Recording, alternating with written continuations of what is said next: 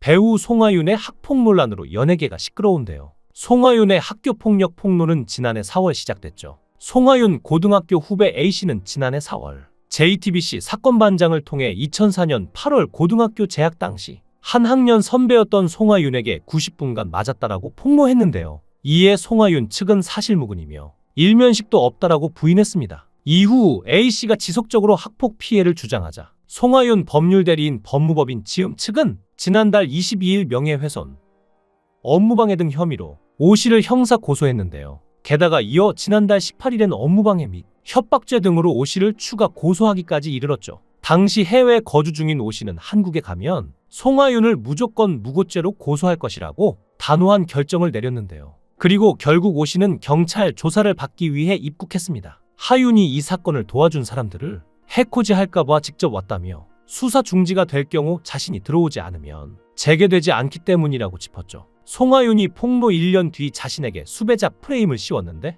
직접 해명하려고 경비를 들여서 왔다고 합니다. 송하윤 소속사가 일정 부분 체류비를 지원하겠다고 제안했지만 거절했다는데요. 100억 원 손해배상 청구를 예고한 것과 관련해 말이 100억 원이지 상징적인 액수라며 아직 고소하지 않았지만 송하윤과 자신과의 문제가 모두 결정 났을 때 무고를 물을 수 있다며 피해자가 가해자로 뒤바뀌어서는 안 된다고 했죠. 또한 가해자가 피해자들이 대응할 때 얼마나 무서울 수 있는지 금액으로 보여주고 싶었다고 말하기도 했는데요. 이렇게까지 분노한 이유는 따로 있습니다. 당연히 당시에 폭행당한 것도 억울했지만 더 큰 이유가 있었죠. 그 이유는 O씨가 학폭 폭로 후 송하윤 측에 대응이 없길래 일상을 보내고 있었는데 올해 3월 고소했다는 경찰 연락을 받았다고 합니다. 당시 기분이 많이 나빴다는데요. 가해자가 피해자를 고소해 잘못됐다라고 생각했고 송하윤에게 폭행당한 다른 여자 선배도 뻔뻔하다고 말했다고 합니다. 심지어 동창들은 원래 그런 애라 놀랍지도 않다는 반응을 보였다는데요.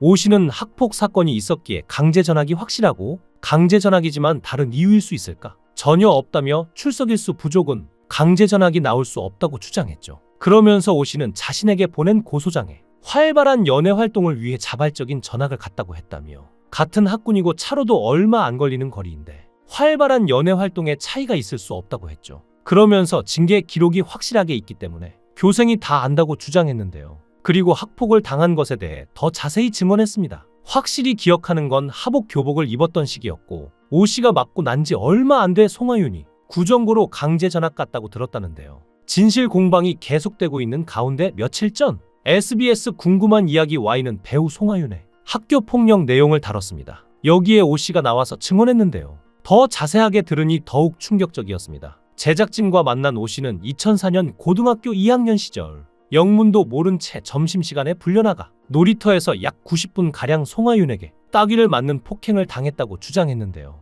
그는 지난해 송하윤이 드라마 내 남편과 결혼해줘 속 악녀 연기로 호평받을 당시 진심 어린 사과를 받고 용서하려 연락했으나 답을 받지 못했다고 합니다. 이에 O씨는 관련 의혹을 최초로 온라인 커뮤니티에 작성하며 송하윤의 학교폭력 의혹을 최초로 유포했는데요. 이을 계기로 송하윤 측으로부터 고소를 당한 것이죠. 이어 2004년 여름 연락이 와서 점심시간에 자신을 불러냈고 뺨을 맞은 것만 기억난다며 영문도 모른 채 따귀를 맞았다고 했죠. 5교시 시작종이 울린 후 멈췄는데 하지만 그때는 학교에 말하고 그럴 시대가 아니고 송하윤이 싸움 잘하고 잘나가는 여자친구였다고 합니다. 그리고 얼마 안 된 시기에 학교폭력으로 강제 전학을 갔다고 알게 됐다고 했죠. 현재 송하윤의 생활기록부에는 강제 전학 내용은 물론 징계위원회 회의록 관련 정보가 없는 상황인데요. 전문가 김용수 변호사는 20년이 지난 사건인데 그 당시 학교폭력법이 적용을 안 받던 시기라고 했죠. 모든 징계 기록이나 강제 전학 기록 자체가 남을 수 없는 법과 제도가 있던 시기라며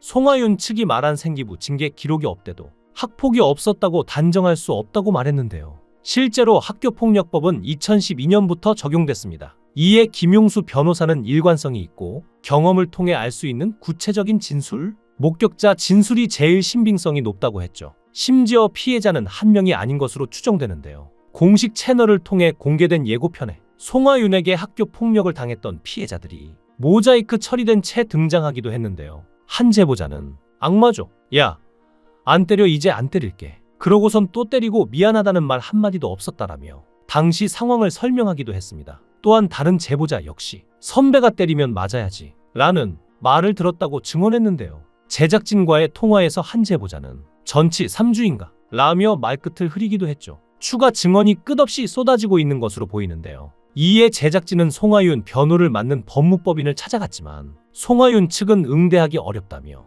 구체적인 대답을 하지 않았다고 합니다. 최초 제보 이후에도 또 다른 제보자들의 학교폭력 폭로가 추가적으로 드러나면서 송하윤 측이 사실무근이라는 주장 말고 또 다른 입장을 내놓을지 궁금해집니다. 심지어 송하윤이 스태프가 자주 바뀌기로 유명하다는 내용의 폭로도 나왔습니다. 한 유튜브 채널에서 폭로한 것인데요.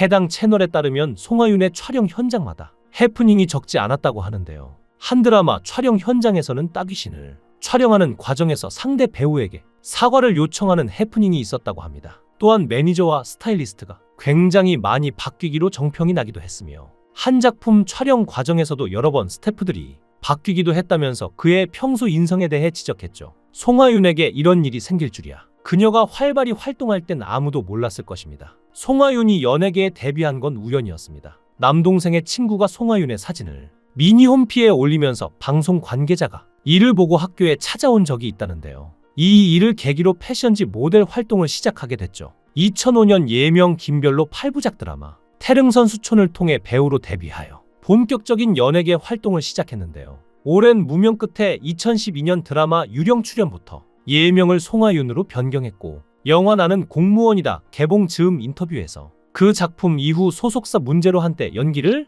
그만둘 생각도 했을 정도로 힘들었는데 작품을 하면서 마음을 치유받았다고 했죠. 2013년 JYP 엔터테인먼트로 이적 후 2015년 드라마 내 딸 금사월에서 주호월 역할을 맡으면서 주목을 받기 시작했는데요. 원래 중간 하차가 예정된 배역이었으나 시청자의 사랑으로 종영까지 나왔죠. 이 작품이 본인의 터닝포인트가 된 셈인데요. 사실 자칫 잘못하면 호불호가 갈릴 수 있는 배역임에도 개성 있는 연기력으로 소화하면서 오히려 많은 시청자들이 긍정적으로 받아들인 것이죠. 2017년 드라마 언니는 살아있다에서 주호월과는 180도 다른 세라 박력으로 특별 출연하여 성공적인 연기 변신을 했는데요. 이후 드라마 쌈 마이웨이에서 백설이 역으로 또다시 인기를 끌었으며 이후 드라마 내 남편과 결혼해줘에서 악역 정수민으로 출연하여 주목을 받았죠. 그렇게 그녀의 인생은 탄탄대로를 달려가는 듯 했으나 앞서 설명한 학교폭력 논란으로 이제 어떤 길이 펼쳐질지 알 수 없는데요.